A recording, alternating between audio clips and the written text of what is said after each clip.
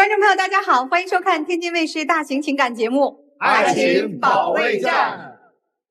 登录微信搜索"爱情保卫战"官微视频号，添加关注。每晚的8点到10点，我们的导师会来到直播间解答您的情感困惑，更有机会连麦互动。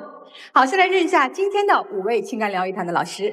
大家好，我是于波红。人世间有很多东西都可以通过打拼而得到，但唯有爱情不可以。大家好，我是曹鹤阳。情感生活遇烦恼，打开电视看爱宝。大家好，我是严品红。怦然心动只是刹那的经验，而柴米油盐才是一辈子的生活。大家好，我是青年作家文静儿，在这里跟大家说，爱人之前先爱己哦。大家好，我是曲伟。爱是信任自己，而不是控制对方。好，有请今天的嘉宾，有请。欢迎你们。本期第一对情感嘉宾，石先生25岁，来自河北，学生；杨女士22岁，来自河北，学生。他们遇到了怎样的情感困惑呢？你们现在最大的问题是什么？明明是他经历了和前女友的断崖式分手，现在却由我来承受他失恋的后遗症。我被他当成他前女友的替身，成了可笑的宛宛类卿。我已经在试图忘记我的前女友了，他却一遍一遍在我面前提起。我因为这件事已经患上了抑郁症，他却咄咄逼人，我不知道该怎么面对了。我感觉他从来都没有把我规划到他的生活中去，从他对我和我父母漫不经心的态度就可以看出来。这次我来这个节目就是想要一个答案。小石25岁，在上什么学？本科。这一般不是这个18岁上大学的话，因为应该是小梁这个年龄就大4了呀。小时候学习不好嘛，留过2级。哦，所以2位都是大学生，大4是吗？是的。同学吗？校友。那怎么在一起的呀？我们2个是回学校的路上拼车认识的。我觉得他这个人在车上帮我搬行李啊什么的，很有礼貌，很绅士。我觉得他很幽默，我们2个就顺势加了微信。刚开始呢，就是以朋友的身份相处的。我突然有一天看到，就是他的朋友圈的那个背景图和头像都是纯黑色的，我就很好奇，问他为什么。他跟我讲了，他说是因为他跟他的前女友刚刚分手，他那段时间比较郁闷，所以就换成了纯黑色。你都知道他为了前女友在神伤，都变成黑头像，你们俩怎么走到一块儿的？谁先追的谁呀？他追的我。但是没想到在一起这1年的时间里，我觉得我们生活中始终充斥着他前女友的影子。他那头像还是黑的吗？是，到现在还是。到现在还是啊？是的。已经见光芒了呀。我刚开始用这个黑色头像，可能是因为我和前任分手，不太开心。但后来我觉得这个黑色头像只是我的一个单纯喜好，并没有，我觉得没有掺太多关于前任的因素。我也跟他说过很多次，因为我们在一起了，我想跟他换一个情侣的头像，但是他一开始闭口不谈，就是回避这个问题。但是在我后来提的2、3次里，他就明确的跟我表示，我不想跟你换。他甚至还说，那你把你的头像换成黑色，咱们2个不就是情侣头像了吗？那你可真不能换，您可不要这情侣头像了。是呀，所以我就觉得他是在立一个深情的人设吗？就是还是忘不了他前女友。那除了这个，你俩相处当中呢，你觉得他对你好吗？或者用情吗？认真吗？有一次我们2个去逛商场，他就是叫错名字了，把我叫成他前女友的名字。他有2、3次都是这种情况。不止一次。不止一次。我们2个在一起1年的时间。他从来没有给我过过1次节日。你以前过吗？他之前过，给他前女友过。你咋知道的呀？他跟我说的，当时我们朋友相处的时候，他跟我讲了一些他关于他前女友的事情。他和人家咋过呢？就是给人家买黄金，几千块的礼物就说送就送。然后还甚至做了一些那种手工的玫瑰花束。他这个花束还是叫着他的爸爸妈妈帮他一起做的。但是为什么到我这里我就什么都没有了呢？凭什么呢？你觉得为什么呀？我觉得他就是走不出他前女友的这个阴影。不是，我觉得不是。首先我确实不太想过这些节日，然后再加上我之前和前女友在一起也确实花了不少钱，然后现在外边还欠了一些。都花在前女友身上了，是吧？可能是说给我俩花了吧，不能说是全花在人家身上。那你们两个人究竟是什么原因突然分手的呀？就是因为一件小事儿，我给他打视频，然后可能是他觉得我控制欲太强了，然后我俩在一起也很长时间了，然后就突然断开了。哦，就没有给你任何机会的就分手了？没有，我是被分手的那个。那还不是这个视频的问题啊，可能是长期积累的不满。咱不探讨过往怎么着了，总之你现任说你一直在前任的阴影里，你承认吗？我本来是不承认的，但是前段时间我突然有点身体不舒服，就是胸闷，加上眼睛会突然的看不见东西，因为我也是医学生嘛，我就知道这个情况可能不太对。然后首先我去医院做了一个体检，但是体检只是我那个身体没有任何情况，不是眼睛的问题，也不是心脏的问题，对，不是眼睛和心脏的问题，医生就建议我去看心理医生，然后我去看心理医生之后，心理医生告诉我可能是前任的那个心结还没有完全放下。医生给你的诊断是什么呀？中度抑郁，那个躯体焦虑化。那姑娘，你自己有这个判断吗？这件事情我是知情的，因为是我陪她去的医院。那现在有在治疗吗？有在治疗。治疗了多长时间了？差不多半年了吧。哎，姑娘，在你们生活当中，你刚才说有阴影，我以为只是你的一个就是感受不好啊。实际上在现实生活中是不是也会发现，就他会和前女友一些展不开的链接啊？有发现吗？前几天吧，我发现他一直在关注一个女生的朋友圈，这个女生就是他的前女友，而且还有一个，你怎么能发现他看朋友圈呢？他点赞了还是怎么着？没有，就是在看手机在那发呆。发呆很长时间，停留在那个朋友圈的界面，一直看，一直看。我觉得我没有故意在翻，我只是偶然刷到了，我没有说是在故意的关注人家。那你没有说咱散散心吧？你看他闷闷不乐的是吧？是呀，他带我出去过，但是我发现一件事情，他前女友发朋友圈的动态，他前女友去游泳馆，他就带我去游泳；他前女友去采摘，他就带我去采摘。他不能跟他前女友去的地方，带我去了。我只是想把你的影子。把你替换成他啊？那不就是我一直是在当他的替身吗？是的，是的。我只是想带你去那些地方多走一走，多看一看。你不能自己去走啊！我想把他引进来，把那个我之前的前任挤出去。那他是个工具啊！姑娘，你这还受得了啊？你干脆算了呗。那他走不出来，你让他继续在里边陷着呗。你在这当什么这个替换品工具呢？我跟他因为这件事情闹过分手啊，但他就是挽留的方式也很让我感动吧。他就拿了一大束玫瑰花，然后就在寝室楼下等了我好久，跟我说了很多话吧。他也没想到，就是前女友在他这个心里，是他的一个心结吧。他以后会对我好的，然后会慢慢忘掉他前女友。他这个方式感动我了。我觉得他和我分手的原因是因为他还心里想着他前任。哎呦，你俩我真服了啊！咋回事啊？因为他也没有删他前男友的微信，我和我前女友只是我翻人家动态，或者是偶然刷到人家动态，但是我俩从来没有交流。但他不一样，他交流啊，他和他的前男友还有交流，甚至是他俩现在还是情侣网名。那个不是情侣网名，我跟你说过很多次了。他的网名叫做秋刀鱼，他前男友的网名叫秋刀鱼不过期。这不过期不就是永远都在的意思吗？那他俩有交流吗？除了网名有交流啊。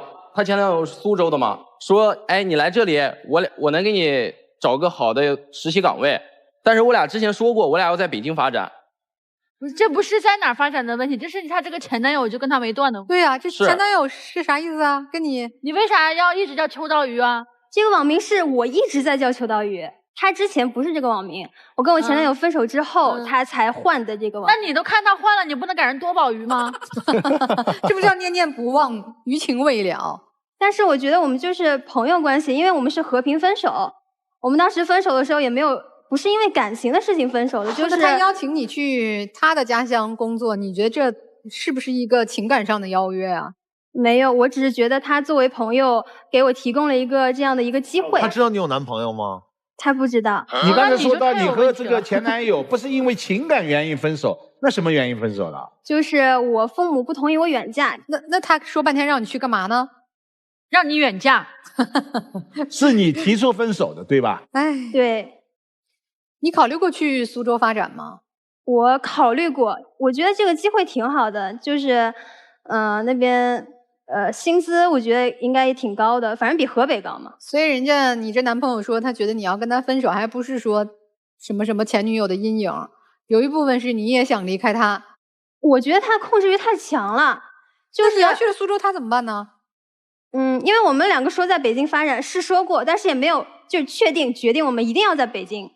我只是觉得这是一个很好的机会，我想去试一试。这是个什么很好的机会？冒昧问一下。就是他说可以帮我，就是找一个人家为啥合适的给你介绍工作呀？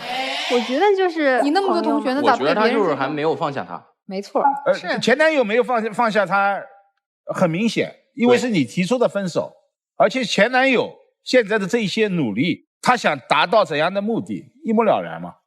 他刚才说过我控制欲强，对呀，我所有的社交软件他都能登录上去。你让他说，我能登上去。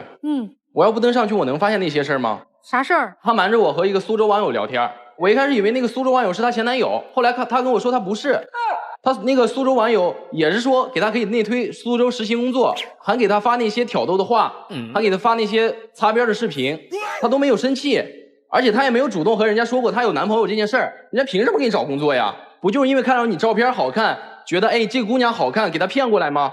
我相信他，我们两个认识已经很久了，他凭什么给你找工作？我觉得虽然我们是网友，但是我们已经认识很久了，他不会骗我。你知道他有家室或者有没有恋人吗？他也跟我同龄。那你俩这未来有什么打算吗？你是真的要去苏州吗？我觉得苏州确实是一个很好的机会，因为至少我一直在想工作的事情，我稍微有一点上进心，不像他天天就是抱着手机，基本24小时有10几个小时都在打游戏。我打游戏不是为了赚钱吗？他跟我说他要做陪玩，做陪玩赚钱，帮人家就是护航嘛。但是人家认真一点的陪玩，一个月也能挣个3、5千的，但他就是一个月挣个1000多，还要所谓的花几百块钱去维护他的客户关系，给人家发一些什么宝宝早安晚安这样暧昧的话语。我不是为了留住客户，不是为了我们以后发展更好吗？你先别说那么长远嘛，你俩这实习都不在一个城市，未来我看也没有放在一块儿吧？你们俩是谁要来的呀？是我要来的。你来是要干啥呢？我是想让他尽快忘掉他前任。我觉得他现在有一点太强求，我现在就走出来了。前段时间我答应他去旅游，他说要去秦皇岛，因为我和我前任可能是去过，我就不想勾起旧情，我就不想去。我和他讲，他就不听。他跟他前任在一起，这么长时间，他们基本上把中国大部分的景点都逛过。怪不得欠钱呢，欠外债呢。哎呀，然后我给他做的攻略里面，就去秦皇岛嘛，他就给我指，他说能不能这个民宿我们不要去？我就很好奇啊，我就问他为什么？他说他这些景点跟他前任去，那难道我就要一辈子活在你前任的影子下面吗？你跟你前任去的那些地方，我就不能去了吗？我觉得我不去是因为病情还没有完全稳定，我还在一点点减药吃药。我觉得我们就去那些我和我前任之前没有去过的地方，我觉得咱俩一起玩就够了呀。我想的都是咱俩。哎，你身边的朋友啊、家人啊，知道你现在有了新的恋情吗？有一部分朋友知道。那还有很大一部分不知道。因为我之前有2次失败的恋爱吧，几乎我身边朋友包括我父母都知道，人尽皆知，但后来都很失败，包括我也看得出来，我父母也替我很伤心，我伤心他们比我更伤心。所以我决定这些没有决定的事儿，我觉得就不要在他们面前摆出来。哎呀，所以你们这个爱情啊，真是听到现在的没有听着一些阳光啊、甜蜜呀，就跟你的头像一样，老觉得黑乎乎的，看不到光明。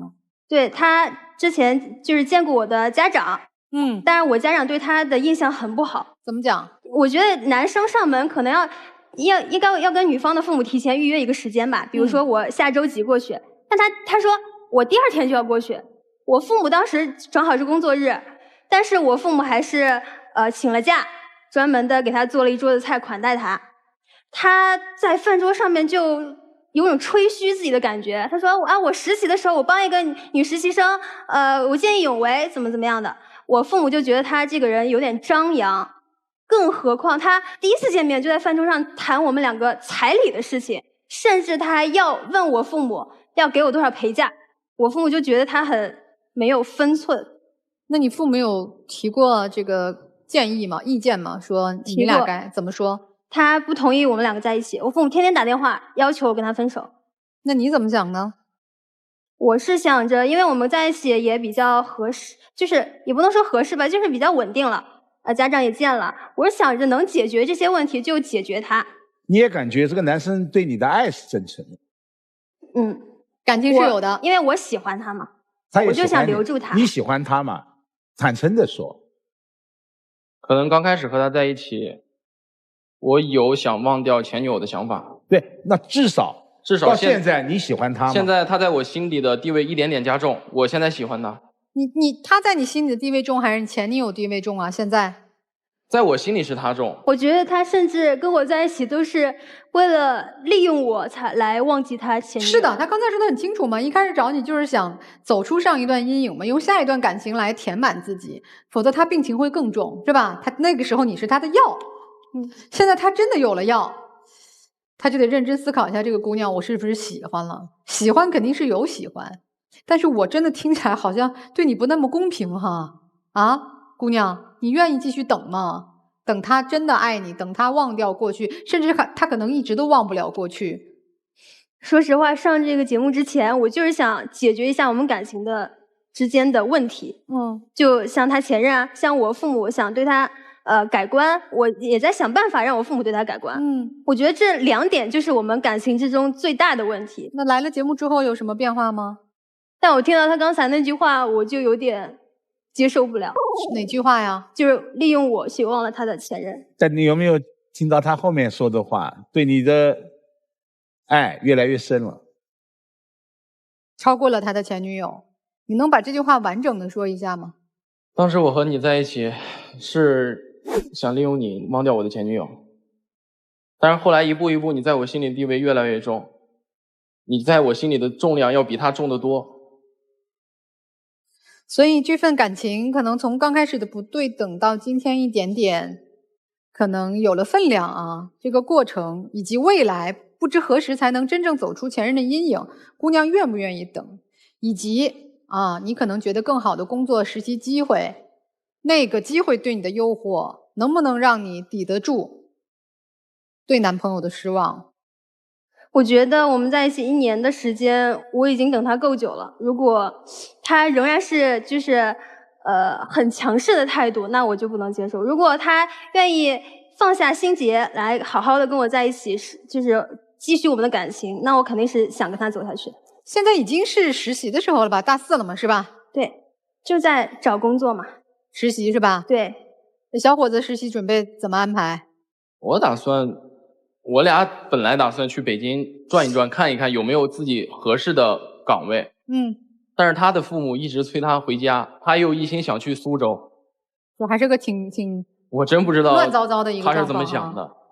先听听大家的分析和解读，咱再考虑实习去哪儿吧。按道理，这个工作和感情它也不是2条平行线，还是能够互相兼容的啊。关键是看你们感情何去何从啊。来听听老师们的解读啊。我先说句心里话，我蛮喜欢这对情侣，尤其是男生。当你的恋爱眼前出现了一片阴影的时候，怎么没有去想想背后的大片阳光呢？这个阳光不是出现了吗？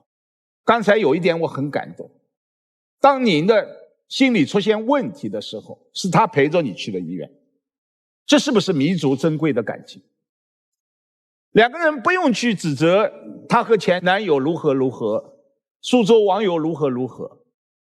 他向往苏州，并不是那里有网友有前男友，是那里是一片创业的热土，他认为适合他，没有什么。所以你们2个人，我是由衷的希望2个人能够战胜自己，勇敢地走在一起。谢谢。我觉得你们俩都有事儿藏着对方，甚至说不算藏，是在规避。就从小细节就能听得出来。前女友这个我都不想多说了，你得不得病我真的不可怜你，人家都走了，人家都跟你没关系了，你等于是拿人涮着玩呢。对人家女孩就是不公平。是人女孩不离不弃，也理解你，也陪着你，那凭什么呀？我要是个女的，我跟你跟你前女友挥金如土，旅游过这么多地儿，到我这儿我就得为了你我躲啊。就现在你们俩连毕业连就业都没有，连未来领不领证都定不死的一件事的时候，你告诉他我以后领你去，你觉得你对他公平吗？这是不是一种不负责任的表现？你觉得你占理吗？人家一质问你，人家一委屈你就说我有病。医生的诊断是督促你走出阴影，不是拿它当挡箭牌，这是你的问题。再有一个不坦诚，我就说女孩这不坦诚，你们都受过高等教育的，中国的文字语言看不懂吗？秋刀鱼不过期，对，我没说，咱就说那不过期你看不懂吗？你是不是很享受这个东西？他为什么改你心里不明白吗？你想规避这个问题吗？就这个你的事儿要不说清楚呢，你在人家那儿你也不占理。我最后给你们俩的建议是，不要互相指责，不要想共同去哪个城市，先品一品自己个人的能力跟实际的现状，你们适合去哪儿实习，宁可先暂时异地恋，也不要打头就把俩人捆在一块儿抱团去死。好，我说完了。我的感觉是就没那么严重。我觉得你俩就是在某一个特殊时期，男生和前任分手了，内心很空虚；女生和前任也分手了，内心也空荡荡的。一场偶遇，两个孤单的人恰巧碰到了一起而已。我觉得你们在这1年的相处当中，谁也没有爱上对方，真的。我觉得不要把你俩之间的这个情感关系看得太重，这对你俩都是很重要的课题。对男生也是，我觉得其实你对这个女生应该更多的是心怀感激，在你消沉低迷的时候，她对你伸出了温暖的手，给了你一段时间的陪伴和温暖。感恩是你的课题。至于情感，我认为你现在的情感状态可能没有在任何人身上投入太多，因为你在一个自我恢复的过程，你这个时候是没有更多的能量去爱别人的，先爱好自己。女生我觉得你也没有那么爱她，你可能也是喜欢她多一点，觉得她温文尔雅啊，觉得她深情。其实这份深情和温文尔雅是她现在一个低迷的状态，你的错觉。等她真的是心理恢复更多的健康和阳光的时候，她其实应该是一个雷厉风行是有态度的人，她能跟你父母侃侃而谈，甚至有一些吹嘘，那个时刻是她另一部分。可能将来她更成熟一些的时候，她更多的时刻都是那样的。你也没有你说的那么喜欢她，因为你的种种，你的苏州的前男友，你的苏州的新网友，你蠢蠢欲动希望去另外一个天地闯荡一番的这种心意，都代表了这份情感关系它并没有成为你的一个长期发展的链接，你是给自己留下了很多的空间和余地的。没有问题，我们都这么年轻，感谢彼此的陪伴，我觉得开始下一段人生的征程就好。也许这段下一段人生的路程当中，我们兜兜转转又碰到了一起，此刻请放松，前行，走自己的路，对你们是更适合的。谢谢。我觉得你俩太有问题了，这在我眼里就是一个痴男怨女，最后变成了渣男渣女。首先说这个男孩子，就是你这行为就明摆的上他是明渣，但你接受了，人家就是刚分手很痛苦走不出来，你这个时候趁虚而入，我就是要你，这不就是你自己的选择吗？然后完了开始跟他的前女友较劲，哎，为啥你对你前任做了啥他全知道呢？因为我比较真诚。不是你比较真诚，是你也挺渣的。你可以把这些话说给一个你明知道对你有意思，你们俩可能会发展的人，然后你们已经发展的人，回头你还要去陪他，你们俩彼此陪对方去回忆无数次这样的场景，玩呢。所以我说了，就是一个痴男一个怨女，最后变成渣男渣女的故事。然后还有一个点是啥，就是我劝你啊，弟弟，如果你真的想要把你自己治好，我觉得这2个女人你都把她们删掉，你每一次对她的不好，在她心里面都会更抓狂一分。这个抓狂到最后已经对你不是喜欢，是报复，是我受不了，是你凭什么，我差在哪儿，要求会越来越多。赶紧真的想修复自己，就别一天到晚沉浸在一个渣男的世界里面。哎呀，这边演着深情人设啊，我一点儿都不相信他前女友去过的地方，他带你又去了一遍，他前女友不知道这个事情，我不信。你得亏是这个前女友没有中间你们在一起这年中没有回来找他和好，但凡对方找他和好，你看他和不和好？你看有你啥事儿？你前面的人戳你2刀，他得戳你4刀，就一个人沉沦了，拉着第2个人陪你一起死。我就不要这样，你俩趁早分开，你们俩在一起一定不可能负负得正的，你们俩只会越伤越猛。同意。你们俩之间的这场情感结局一定是分开，但结果是什么？我希望你们俩都能意识到一件事儿：爱情是需要尊重的。你们在进入这段所谓你们认为是爱情的关系之前，并没有对你们即将发生的这段感情足够的尊重。男生跟前女友分开的原因，你真的是不知道吗？我真的是不知道。哦，他都不跟你说是吗？你为什么不敢去找他问呢？你找过他吗？没有找过，是吗？是。真话？真话。那你知道为什么分开？你心里肯定知道，所以你都不用他来告诉你，面对面的告诉你，你就知道不可能了，是还是不是？是。所以你知道一个不可能的情感，这个原因之后，你不能自洽，或者说你不再相信爱情，你只是找一个能够疗我伤的药，你不管对方是否能接受，你不管对方是否会因为你的自私而受到伤害，你就来赶紧治愈我吧。这姑娘可能一开始会爱上你，或者说一开始会被你造出的一种假象所迷惑，认为你是一个真情的男人，所以她进入到这个关系当中，发现不对，自己在这段关系当中并不是真正的那个情侣，而是一个替代品。所以女生你也留了后路，因为你对前男友还是有情愫的，因为你们的分开是因为外力，而不是你们之间出现了什么问题，对吧？所以你们的感情并不纯粹，你们根本就不是爱情。就这样。好，请2组嘉宾交换位置。本期第2对情感嘉宾，李先生39岁，来自河南，个体；曹女士38岁，来自河南，销售。他们遇到了怎样的感情问题呢？在婚姻中，你扮演着什么角色？每天就像老黄牛一样，就知道赚钱，没有自己的生活。我觉得我有我自己的事业，我不比他差。你们婚姻中最大的问题是什么？他变得和以前完全不一样了。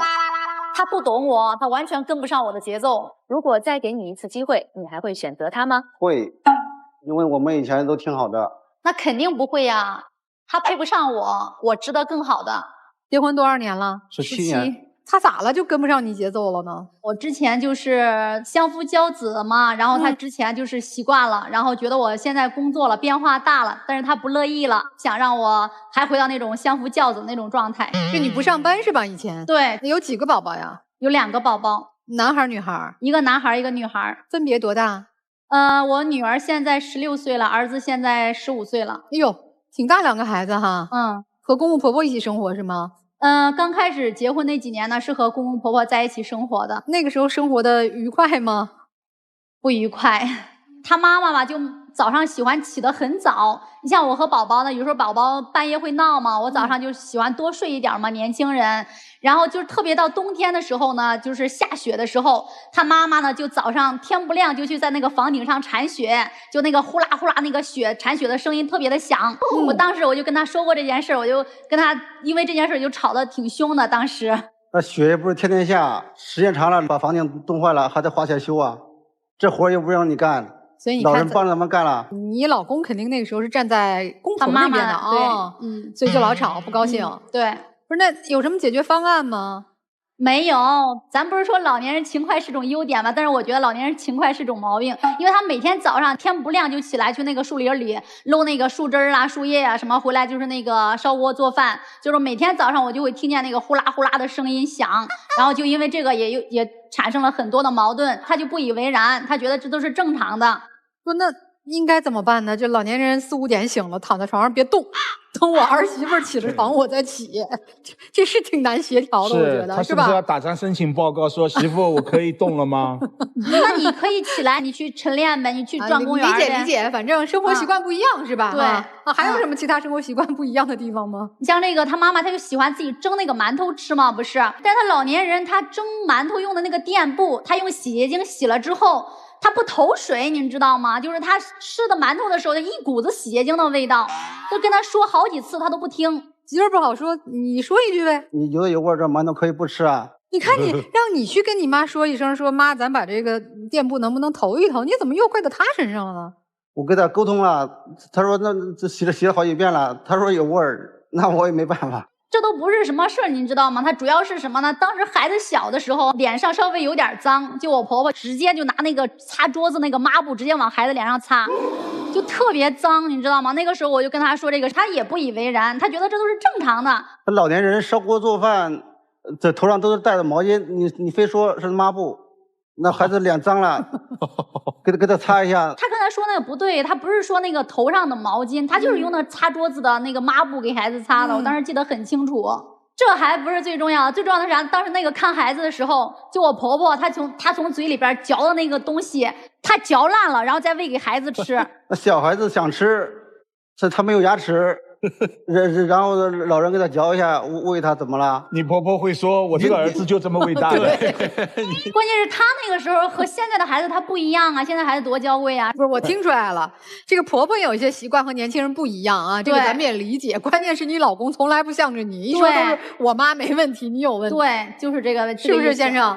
但是后来我们不是因为婆媳矛盾比较深嘛，就搬出来住了嘛，就搬到县城里来住了。他的问题就逐渐暴露出来了。像平常我喜欢一些古诗啊，卖弄一些文采呀，或者是看一个那种宫斗剧啊、连续剧啊什么的。每当我跟他分享的时候，他总是说：“哎，你看那玩意儿有啥用啊？那玩意儿不当吃不当喝的，别让我看，别让我看，没有用。”就总是这样跟我回应。我觉得我们两个之间就完全没有共同语言。我替你做一个民意调查啊，这现场1、2、3、4个男士啊，能陪伴侣看宫斗剧的请举手。那没有，我猜就早老是一个人，他自个儿都看。你看还是有好男人的吗？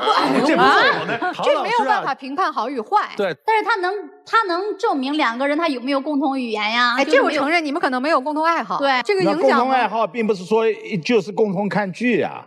那我喜欢的东西他也不喜欢。你像我那个我每天早上喝小米不放糖，就这一件事他都记不住。每次给我买那个小米粥永远是加糖的。我估计在你老公心里认为加了糖的小米粥更好喝，甜一点嘛。哎，他觉得甜一点，他把他认为好的给你了。他可能是这样认为，但是我没觉得。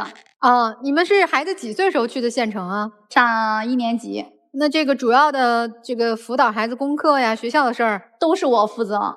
就孩子小的时候吧，没上学的时候，我那时候经常就是教孩子一些诗啊，或者是一些简单的英语单词啊，什么 apple 啊、banana 啊之类的哈。小孩嘛，多学一点总是没错的。哎，你老公你知道什么 apple banana 是啥吗？不知道。然后他不仅不赞成我教的，而且他还会把孩子抱到那个麻将场所里边，让孩子去那个认那个麻将，说过分不过分？抱到牌场里面也是数数啊，孩子还小啊。数数没错，我觉得看看牌啊什么的也不见得有什么对错啊。但你到那个孩子小嘛，污糟糟的环境里，我想给他一个快乐的童年。你看，这就是他的理由。他说给孩子一个快乐的童年。在我的观念里，我就觉得孩子学的越多越好。在他观念里，就是小时候就该玩玩，该学学，反正长大了要学的，就这种。哎呀，反正听起来理念不一样哈。对，那你后来上班了吗？后来我就上班了呀。孩子多大你开始工作的呀？孩子基本上上2、3年级的时候吧，我就开始工作了。那你们两口子这个顾得上吗？又上班，俩人都上班是吧？对，都带俩孩子。但是那个时候我虽然上班，还是我管孩子。我是早上把孩子送到学校里边，我去上班，然后中午呢，我下了班去接孩子。接了孩子之后，回到家做饭吃饭，然后再把孩子送到学校里，我再去上班。那这爸爸负责啥呢？他当时在外地。我在外地打工。哦，那您是做什么工作呀，女士？我是做销售的。丈夫是做什么工作的？我做装修的，室内装修。他做室内装修。你是负责装修还是亲自动手装修？亲自动手的，技术工人哈。对。哦，你说这个教育孩子这方面吧，是不是他应该是没我稍微在行一点，是吧？但是他后来呢，就是我们俩这个问题呢是，主要是慢慢显现的。他就是后来控制欲特别强，您知道吗，老师？后来我不是参加工作了，然后应酬也多，团建呀、什么聚餐呀也多，然后他就不让我去。就有一次我记得是我跟他说那个我们同事聚会嘛，当时我们就吃饭吃到一半的时候，我同事往外一看，他就在门口站着呢。就两只眼睛直勾勾的盯在里边，然后我领导都看见了，我领导都看到说让他进去吃嘛，他就不进去，就在门口站着。我又不认识他们，我进去干啥？你不认识他们，你去干啥呀？我是担心他，我才去。可前几次他就在外面喝酒，喝到走家里都吐了。哦，你担心他喝多是吗？对。那不是那个应酬多了，到时候那个你认为这是个好习惯？也不是啥好习惯吧，但是我也觉得也不太至于让他这么盯着、这么跟着吧，也不是天天醉。这个丈夫，你是担心他多一点，还是监督他、管控他？关心他、担心他多一点。那你跟去以后，你在哪里一起喝、一起吃，还是你在外面等他？我在外面等着，不进去。真好，看到没？就是在外边等着，就很窒息这种人，你知道吗？就是那让你进去吃，关心你他在外面站着等你了。要我就是别人，我怎么不关心他们呢？不是那个女士，你这能说会道的，这个吧，他确实可能会担心点儿。他给我的感觉就是不放心你，他跑了，就这种感觉。有没有担心他外边万一有哪个男士出来竞争或者怎么着？有没有？那个有一点，他喝了酒，我能不担心吗？对对对。但是关键是老师，你看我们同学聚会呢，是有时候2、3年才聚一次，他也不让去。同学会那最容易。对，这要说清楚，是不让去还是他跟着去在门口等你？不让去嘛。那上次的时候他不在家，我就偷着去了嘛。我不就发了朋友圈吗？那同学聚会谁不发朋友圈？是不是？被他看到了，你屏蔽他，你都偷着去了，忘了屏蔽了。你看，就回来之后就跟我大吵一架。那你手搭人家肩上了？那我是正常拍照。那是正常的拍照吗？你给我摆一下那个当时他啥造型？我就这样，我就这样跟人家拍了个照。那个当时我那个同学是坐着的嘛，坐着的，我就这样跟人家拍了个照，是这样拍了个照。男同学啊，男同学嘛。这个确实是有点。你老公说你搭着人家拍了个照，也没说错呀。我觉得问心无愧呀，是不是？我又没做什么偷鸡摸狗的事。你觉得问心无愧？那我觉得不一样啊。哎，我再帮你做个民意调查啊。就另一半如果说和同事、同学拍照，搭个异性的肩这样拍照，我是异性，哎，能接受的男士请举个手。不，我没经历过这事儿，尤其是搭了以后还要发朋友圈。我觉得发朋友圈反而没事啊。我认为，因为我俩都想举手，就是我是觉得。那还有一个，你举吗？你也不接受，我接受不了。那小伙子你接受吗？我接受不了。呵，这咱俩另类啊！男士没有一个能接受的在场。如果说两个同学几十年没见，大家稍微拍一下是可以。对呀。您说拍照的时候我要搭着你的肩膀，是不是当年他是你的白月光啊？我觉得老师你有点多心了。要是白月光的话，我敢拍照片发朋友圈吗？这显然就是你没有顾及丈夫的感受，发朋友圈更加不堪了。好，他还有其他的吗？让你觉得和异性的交往超出了你的能接受的范围？半夜的时候11、2点的还跟别人聊天，然后发到那什么东西啊？睡觉了没有？干嘛了？明天有没有时间？谁发给谁的？那别的人发给他的男客户，男客户吧？解释一下呗。老师，我觉得这个纯属是无稽之谈。我的行业性质就在这儿，人家什么时候问，我就得什么时候给人家回复，1天24小时原地待命。人家给我发个信息，想问我一些跟我这个销售的这个东西相关的问题吗？人家最起码知道我睡了没有啊，是不是才好意思跟我继续沟通啊？哎，他有没有跟你说完话之后说那晚安什么这些的有吗？我看了没有，之前也不这样，自从工作了以后，跟以前大不一样了。现在一点点小化妆品就得400、500，哎呦，这400、500块钱都够给孩子补2节课了。我自己挣的钱，我自己买点我想用的化妆品还不行啊？老师，你说这有理吗？这一点我赞你，是不是？这一点我站在你一边，对吧？哪个女生不爱美？多少年龄都爱美，80岁还爱美。现在又蹦出来一个消费的问题哈，这个女方现在挣的钱多吗？这和她比起来？现在和他比起来稍微有点逊色，但是之前的话我也不亚于他，我也是比他厉害的。哟，那势均力敌呗，差不多吧。当时你在做全职妈妈的时候，他那时候是尽心尽力挣钱养家吧？对对对。钱都交给你吧？交给我。现在交吗？交，现在也交。有，那你一人拿着2份钱。那要不然就嫌我花钱大手大脚呢，说我不顾家了，怎么着的？那小瓶化妆品就400、500，那给老人买点营养品不好吗？买呀，没少买呀，是不是？他妈有的，我妈也有，我妈有的，他妈也有。那就是逢年过节的时候买。那他建议你买那么贵的化妆品，是不是建议你化妆呀？建议你太好看呀？本身都好看，再化妆更好看了。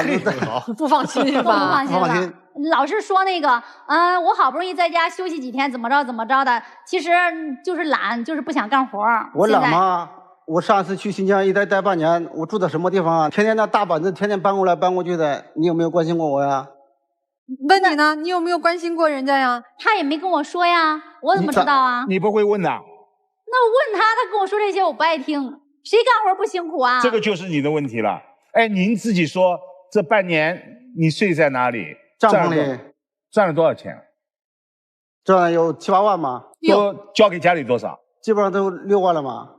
都交了。哎，那我问一下，你老公关心你吗？在家又工作又带2个孩子，问你吗？孩子怎么样？考试怎么样？有时候问，有时候也不问。他问的我比较烦，我说这他说那，就说不到一起去，所以他一打电话我就烦。那你们在家相处的日子呢？就是那一起带孩子呗，俩小孩呢？矛盾就更深了，因为他脾气大，你看在这上面说话就不那啥了，但是他回家脾气特别大。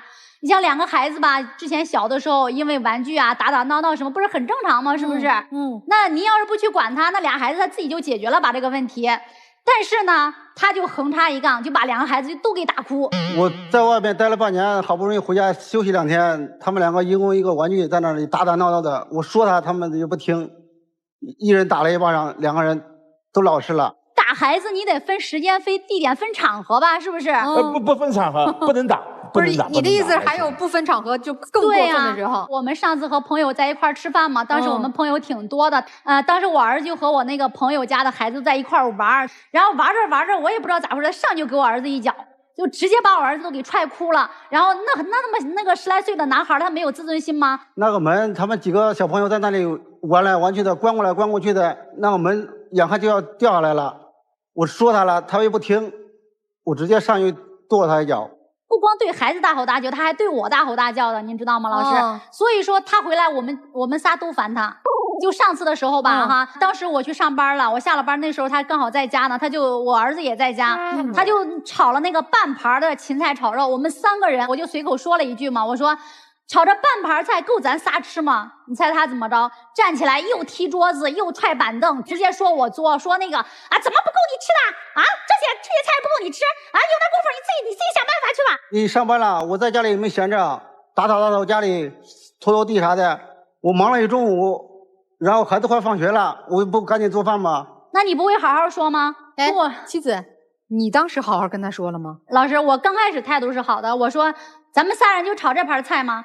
然后他先急的。那包照那桌上一摆，那一摆那是给谁看的呀？那不是给我看的吗？不是那个小姐姐，你这个嫌弃他的态度，当着我们都让我们看出来了。你就别说你老公，肯定更感受的深切。你是不是挺嫌弃他的？我不是嫌弃他，你知道吗，老师？你还不嫌弃他？就我从一个新人小白，我踏入这个行业，我刚开始我试用期我工资600块钱，我坚持到现在多少了？我刚开始现在基本上就7、8千块钱嘛。然后我中间我也挣过1个月2、3万，我也挣过。他说不让我工作就不让我工作，我凭什么听你的呀？这可以不听啊？对呀。之前咱们都好好的，自从你工作以后，你看现在变得我都不认识你了。我挣钱可以养活这个家，也没让你工作。我为什么要花你挣的钱？再说了，我自己挣的钱买个化妆品4、500块钱，你还在这挑三拣四的。我要花你挣的钱买个化妆品，你不得说死我呀？所以你看，你妻子一开始说了，你跟不上人家节奏了，人家成长了，原来不赚钱，只是全职妈妈，人现在妈妈做的也不错，人家工作做的也可以。那之前他不赚钱的时候，我们过的生活也挺好。现在自从工作了以后，现在变得我都不认识了。他一直觉得是我的问题，但是我就是趁这个机会让咱老师都点评一下，到底是谁的问题。如果说他觉得没错，改不了，这怎么办？那没错，改不了就不跟他过了。真的假的？真的。我们就是不只想过，也做过就是直接第2天拿着那个本出来的时候要去那个说是换个证，然后当时都那个说重的话了，都说谁不去谁孙子。然后就是他不去的，最后你不想离吧，先生？我不想离。那为了不离，能不能做调整和改变？我挣钱也够养活这个家。你看你又来了，你不改那就离呗，你不能在这儿打罗圈架呀。如果人家坚持要工作，成就自身的社会价值，你要坚决不同意，他可真不跟你过了。能听明白吗？哦，我说的这个没错吧，女士？没错。咱们打开天窗说亮话，都把这事儿说明白了，再看看我们接下来该怎么办，听听老师们的意见啊。17年的婚姻过到现在，夫妻之间竟然没有共同话题了。妻子问得好，是不是因为你重返职场造成了这样的一个后果？他确实有点大男子主义，他确实现在情绪越来越失控，是因为他的不自信，因为他看到他和你之间的距离越来越远，他不知道自己怎么办，他只是怕你被别人勾引走。在他的心中，你永远是他心中那个宝贝，那个女神呢。如果你给他足够的安全感，给他足够的信心，你会看到一个依然是你过去爱的那个丈夫。谢谢。咱先说这老公啊，这个刚才有一个画面，我能理解你，嘴又笨又不会表达，然后看着媳妇儿又喝吐了又不容易，哎，你上个班干嘛呀？老爷们这劲儿出来了，你别上了，我能养活你。但是你的做法有问题。刚才你们在讲这个同事聚餐，这个你就站门口直勾勾的看着里边，谁不害怕呀？让你进来你又不进来，让你走你又不走，就等于你也没有给你媳妇儿留脸留台阶儿。然后再说这个妻子啊，在你的表述当中，我不看他我都能补出来你形容的你老公是一个什么样的人。你应该是极其嫌弃他，尤其现在自己的事业有一定起色之后，你更嫌弃他。他有他不对的地方，他有他回来耍的地儿，那是不对。但是你应该跟他说的是事儿，不应该是上来张嘴所有都是贬低他，甚至难听点说，你让孩子怎么想啊？所以说我觉得你们俩人都有各自的问题，如果不能解决，两个人不能好好的建立新的沟通，极限就是孩子上大学，你们俩准离。我是觉得吧，我们一直都倡导女性独立啊，但什么是真正女性独立？我觉得女性独立是男女平等，尤其在婚姻关系当中，在孩子小的时候，你主内，他主外，我觉得他没有不尊重你吧。那真正的男女平等是你回归社会之后，你可能比他能够创造更多的价值，或者在社会上的成就感，你要尊重他。我觉得这才是真正的女性独立，男女平等。否则我们努力这么多年倡导女性独立是为了什么呀？是为了我们女性成长之后看不起家里边那个男人？那和过去的男性在外边风光抛弃家里边的妻子有什么区别？你整场呈现的就是这个。当然先生，你也有极大的问题啊。你看你头抬这么高说你就不能工作，我养你。人家都独立成长了，人不需要你养。你在这点上还真是习得了原来的那种大男子主义的愚昧，依赖于传统观念，这日子就过不好。因为男女平等要刻在每个人的骨子里，男人女人都平等，所以你要让他去工作，否则他跑得更快。我其实特别不理解一点，就这位大姐，你老觉得你老公他不如你，他到底哪里不如你？请问？我认为你现在整个的状态，如果没有他像个大树一样去保护你，如果没有他像土地一样去依托你，你现在不可能这么风华正茂的站在这里。你有2个孩子，不要再那么心狠的说我要跟他离婚，我要跟他分开。你想看到的只是他能够对你的一些理解、尊重和包容空间。看到没？点头呢，先生。他对你的期待其实很简单，他没有要求你赚多少钱回来。他要的仅仅只是你情绪稳定的基础之上给他正向的鼓励。你必须要学会承认错误，你的妻子想要的只是你承认错误，仅此而已。你要跟他说对不起，我过去什么事情做错了，我们以后一起来改正我的问题，修正我的问题，好吗？谢谢。女生，我想说2个字儿，不知道你有没有感受到啊？叫迷失。你以为已经进入到另外一个你可能一直憧憬、想象，就在电视剧里面的那种生活出现了，你要抓住它。而反过来看到过去一直在托举你的，一直在这个家往家里给经济支柱的那个人那么的不堪，他身上有很多的问题，而很多问题不是他现在能意识到的，因为他觉得很固化的认知嘛，对吧？他现在就觉得就是这样，包括面对新变化的时候，他还用老的思想去做应对，完全不入你的眼。一个老公在门口不愿意进来，然后就在那等着你，被描述成直勾勾的盯着你，那是你的角度还是他真实的表现？所以我觉得把眼镜摘掉吧，有色的眼镜摘掉，去好好看看你身边这个人，少言寡语，不善言辞，有一些问题，但真的都是他的问题吗？需要调整的都是他吗？难道没有我们的眼光吗？所以我现在希望你脚步能慢一点，多想一些，就这个家需要的是什么，幸福意味着什么，好吗？就这样。好，我们请两组嘉宾回到门后，看看大家的最终选择会是怎样，请回。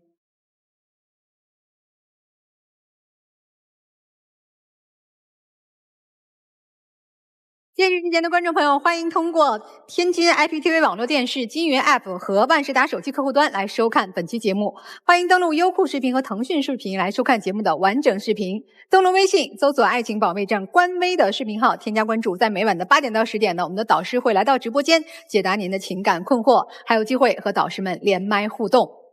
我们先来看一看第一组嘉宾啊，他们会做出怎样的选择？请开门。生气一点就出来了。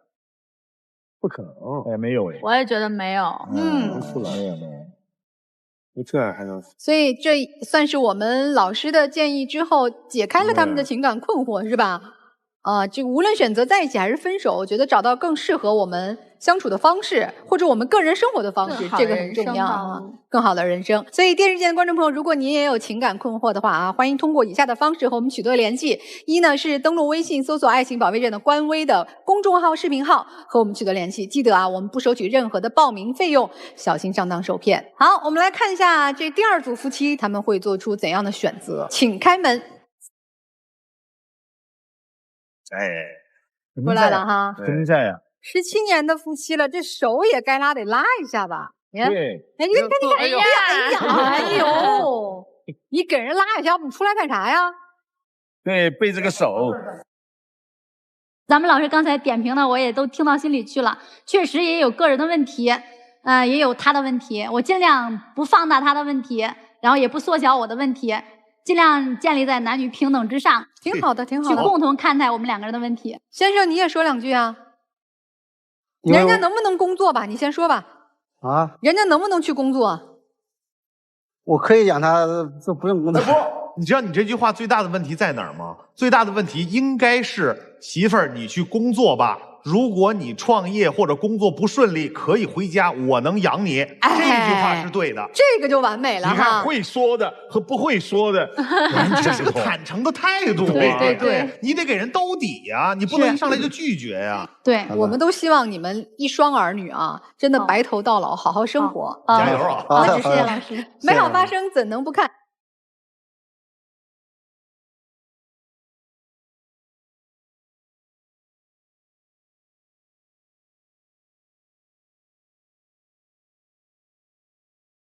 加油努力啊！你们还是有爱的啊，继续好好过下去。行，谢谢各位老师啊，谢谢各位老师，再见，再见，再见，加油！